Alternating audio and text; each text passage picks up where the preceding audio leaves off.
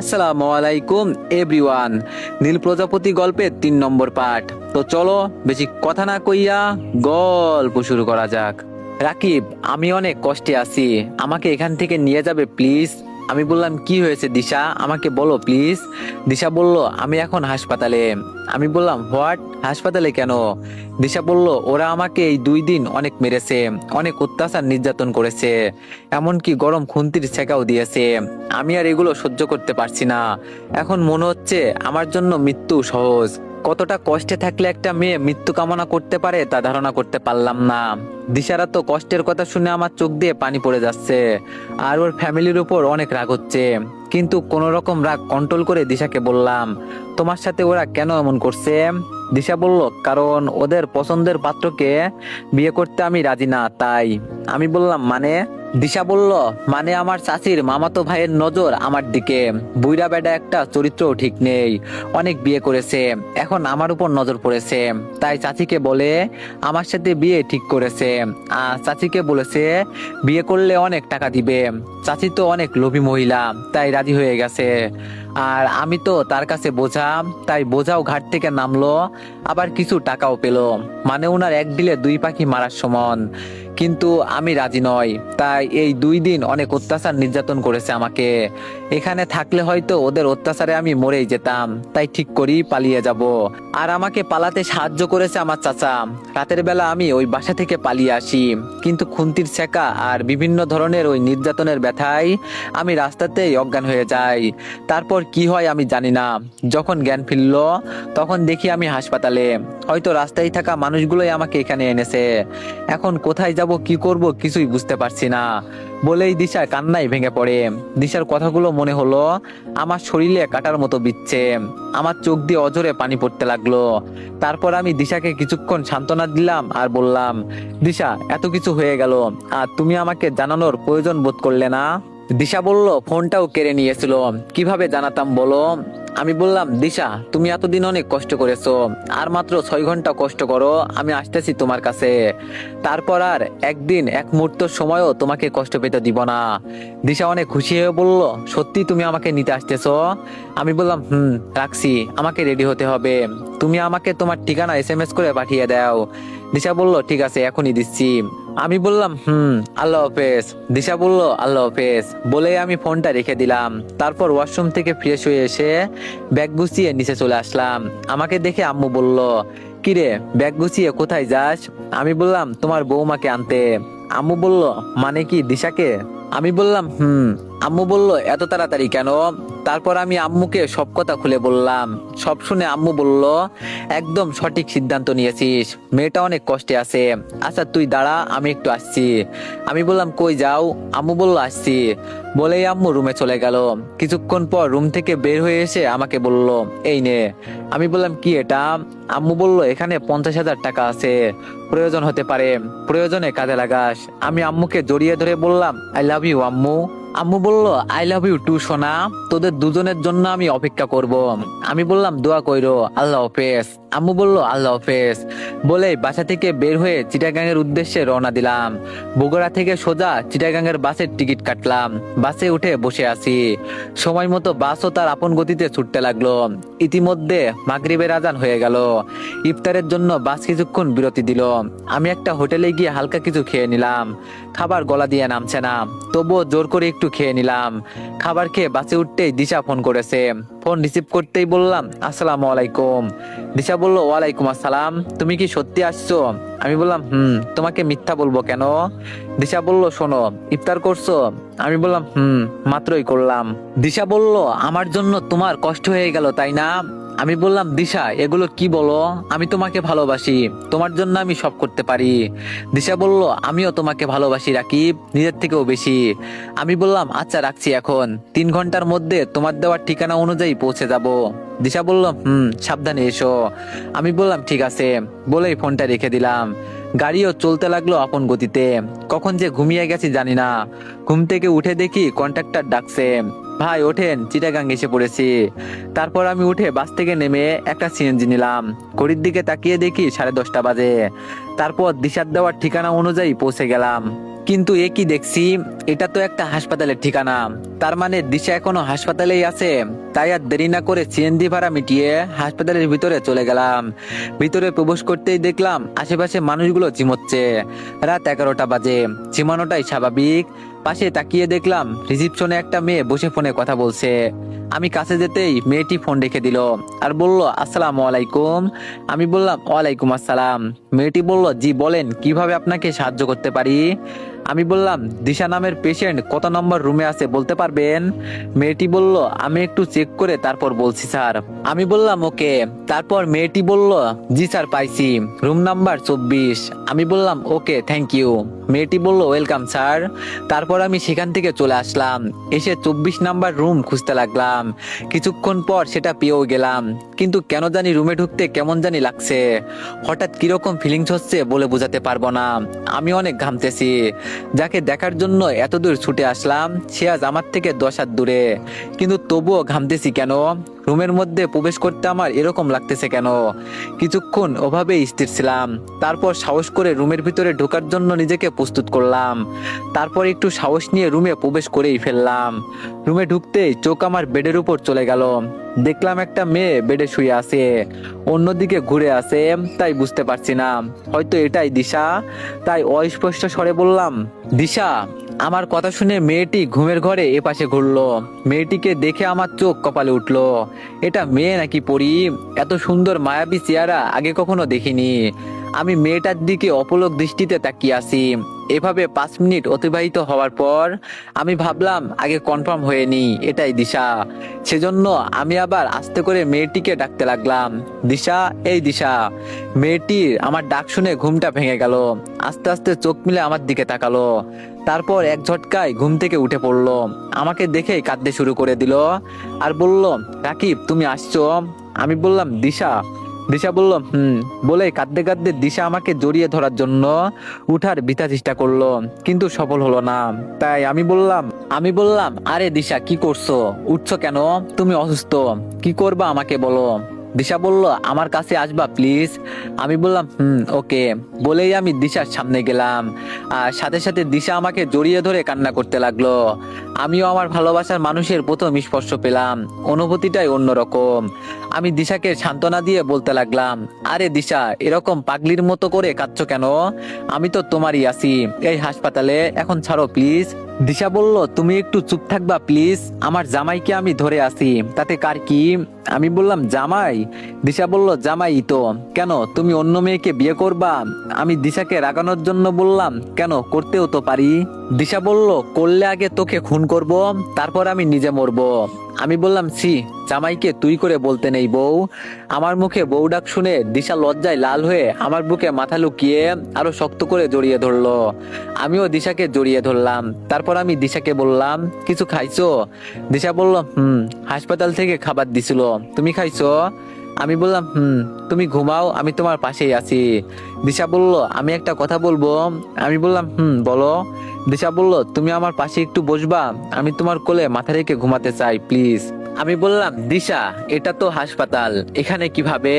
দিশা বলল, রাকিব প্লিজ লক্ষ্মীটি, আমার খুব ইচ্ছে করছে তোমার কোলে মাথা রেখে ঘুমাতে। আমি আর কিছু না বলে বললাম, আচ্ছা ঠিক আছে। বলেই আমি দিশার বেডে গিয়ে হেলান দিয়ে বসে পড়লাম, আর দিশাও আমার কোলে মাথা রেখে শুয়ে পড়লো।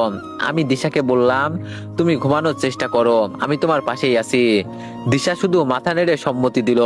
আমি দিশার চুলে হাত বুলিয়ে দিচ্ছি। কিছুক্ষণ পরেই দিশা ঘুমিয়ে গেল। ঘড়ির দিকে তাকিয়ে দেখি 12টা 25 বাজে। ছেউরিতে উঠতে হবে, তাই আমিও একটু ঘুমানোর চেষ্টা করলাম।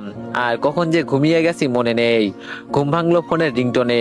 ঘুম ঘুম চোখেই ফোনটা রিসিভ করে বললাম, হ্যালো। আম্মু বলল, কিরে, ঠিকভাবে পৌঁছেছিস না? কিছুই তো জানালি না। আম্মুর কথায় পুরো ঘুমটাই ভেঙে গেল। তখন আমি বললাম, সরি আম্মু, আসলে কিছুক্ষণ আগেই পৌঁছালাম তো, তাই অনেক জ্যামের কারণে একটু মিথ্যা বললাম, না হলে আম্মু কষ্ট পেত। আম্মু বলল, ওকে। তা দিশার দেখা পাইছিস? আমি বললাম, পাইছি আম্মু। আম্মু বলল, আমার বৌমাকে একটু দে তো, কথা বলবো।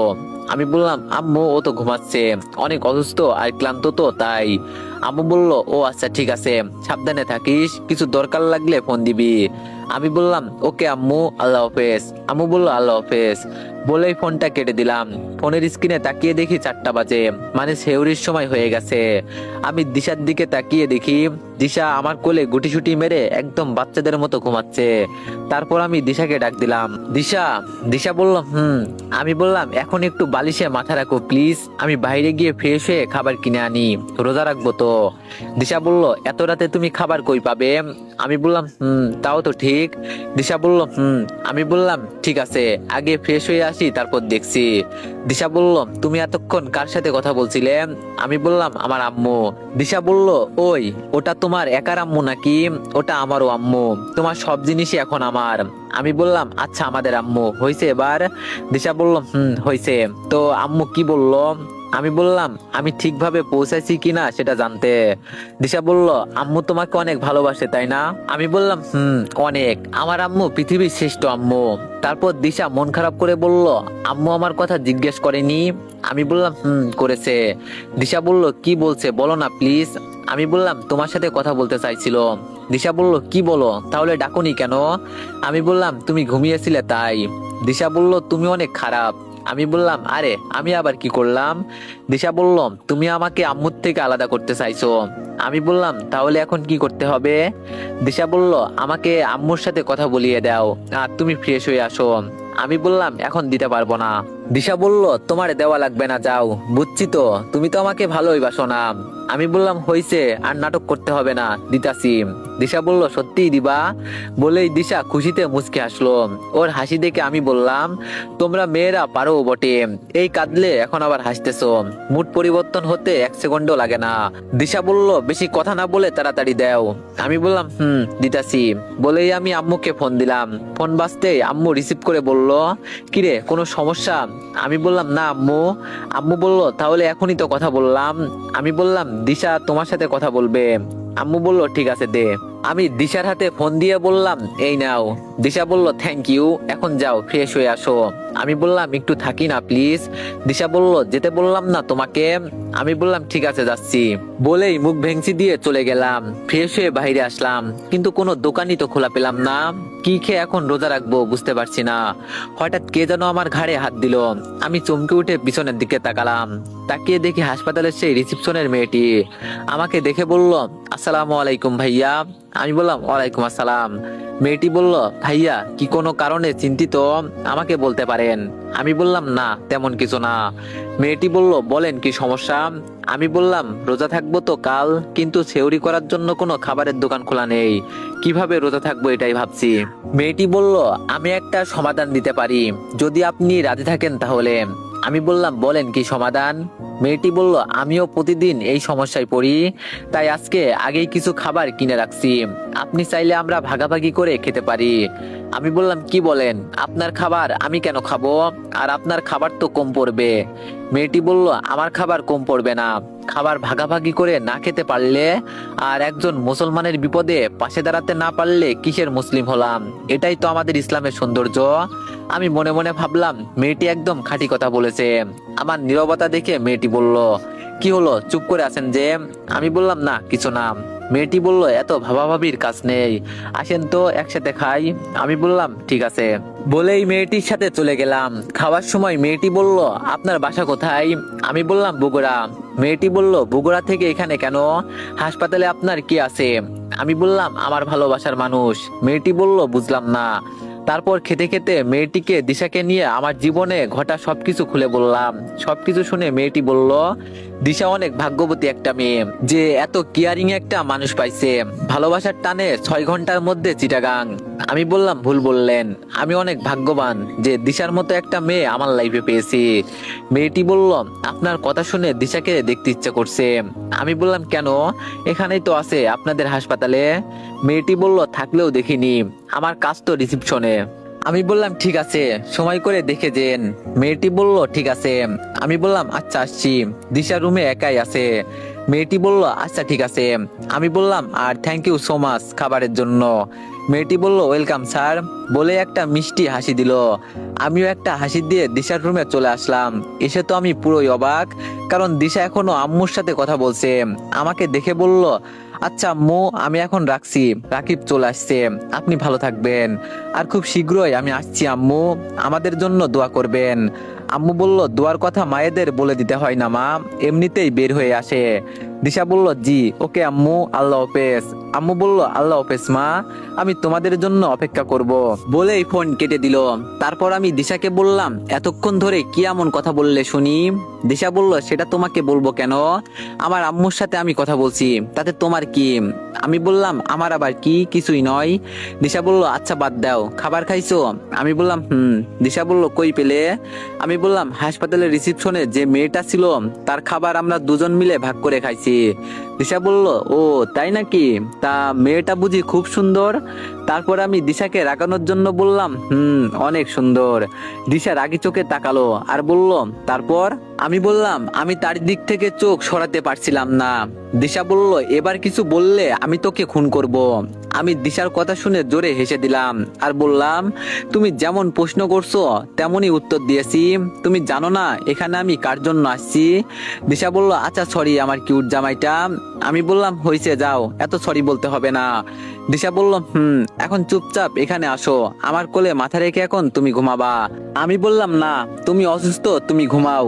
দিশা বলল, আমি তোমাকে পেয়ে পুরো সুস্থ, তুমি অনেকক্ষণ জেগে আছো, এখন তুমি ঘুমাবা, আমি কোনো কথা শুনতে চাই না। আমি প্রথমে রাজি না হলেও দিশার জোরাজোরিতে ঘুমাতে রাজি হলাম। আমি দিশার কাছে গিয়ে দিশার কোলে মাথা রেখে শুয়ে পড়লাম। দিশা বলল, রাকিব। আমি বললাম, বলো। দিশা বলল, তোমার আম্মু অনেক ভালো, আমি এরকম একটা শাশুড়ি পাবো ভাবতেই পারিনি, আমার মায়ের অভাবটা পূরণ করে দিল। তুমি আমার জীবনে এসে আমার জীবনটাই পরিবর্তন করে দিয়েছো, থ্যাংক ইউ লক্ষ্মীটি। আমি বললাম, তুমি আমার জীবনে এসে আমারও জীবনটা পরিবর্তন করে দিয়েছো, জীবনের মানে বুঝিয়েছো, আমাকে বাঁচতে শিখিয়েছো, তোমাকে অনেক ধন্যবাদ আমার বউ। দিশা বলল, তোমার সাথে কথাই পারবো না লেখক স্যার। আমি বললাম, আচ্ছা বাদ দাও, তুমি এতক্ষণ আম্মুর সাথে কি কথা বললে? দিশা বলল, সেটা তোমাকে বলবো কেন, এটা মেয়ে আর মায়ের সিক্রেট কথা। আমি বললাম, প্লিজ বলো না। দিশা বলল, তোমার ব্যাপারেই বললো মা। আমি বললাম, কি বললো? দিশা বলল, আমি জানো তোমায় কখনো ছেড়ে না যাই। আমি বললাম, তো ছেড়ে যাবে কখনো? দিশা বলল, তোমার কি মনে হয়? আমি বললাম, আমি জানি না, গেলে যাবা, কারণ গিয়ে যদি সুখ খুঁজে পাও তাহলে সেই সুখেই আমি সুখী। দিশা বলল, তুমি কি করে ভাবলা আমি তোমাকে ছেড়ে চলে যাব? আর একবার এরকম বললে আমি কি করব সেটা কিন্তু আমি নিজেও জানি না বলে দিলাম, ফাজিল ছেলে, বুঝছো? আমি বললাম, বুঝলাম ম্যাম, সরি আর বলবো না। দিশা বলল, মনে থাকে জানো। আমি বললাম, ওকে। দিশা, একটা কথা বলবো? দিশা বলল, বলো। আমি বললাম, আমার তোমার সাথে রিলেশনের পুরো ক্রেডিট আমার আম্মুর। দিশা বলল, কিভাবে? আমি বললাম, তুমি যখন আমাকে রিজেক্ট করেছিলে তখন আমার খুব মন খারাপ ছিল, আম্মু জিজ্ঞেস করতেই আমি তোমার কথা বলি। দিশা বলল, তারপর? আমি বললাম, তারপর আম্মু আমাকে বুদ্ধি দিল 7 দিন ফোন বন্ধ রাখতে, তোমার সাথে যাতে কোনো প্রকার যোগাযোগ না করি। এতে তুমি যদি আমাকে ভালোবাসো তাহলে এই 7 দিনে তুমি আমার শূন্যতা অনুভব করবে। আর 7 দিন পর আম্মুর প্ল্যানই কাজ করে গেল। দিশা বলল, বাহ, আম্মুর তো খুব বুদ্ধি, তোমার আব্বু আম্মুর মনে হয় লাভ ম্যারেজ, তাই এত অভিজ্ঞতা। আমি বললাম, ঠিকই বলছো, আমার আব্বু আম্মুকে ভালোবেসে বিয়ে করেছে।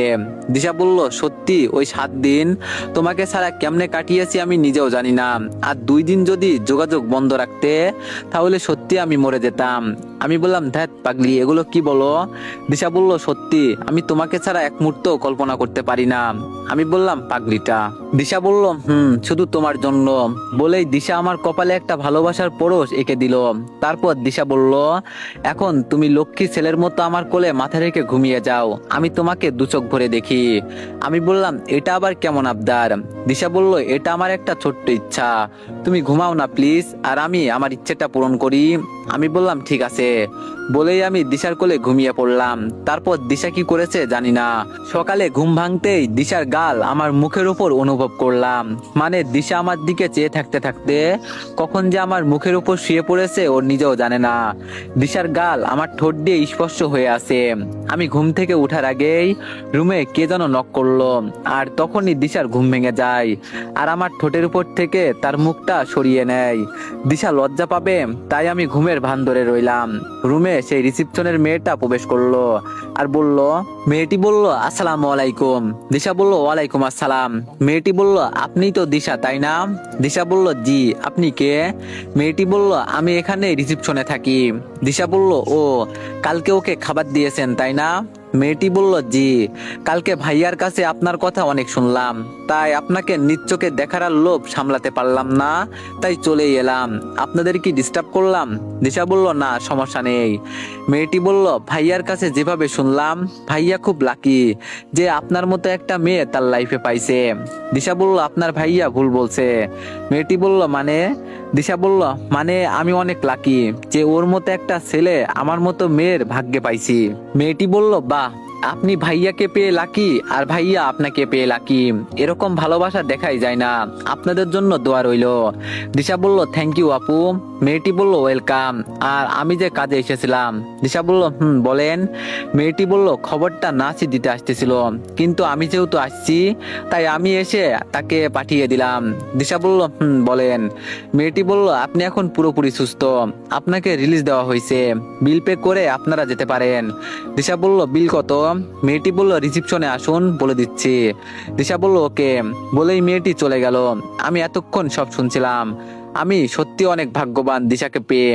তারপর তো এভরিওয়ান, সবাই নেক্সট পার্টের জন্য বেশি বেশি লাইক আর কমেন্ট করে দিয়েন। ধন্যবাদ।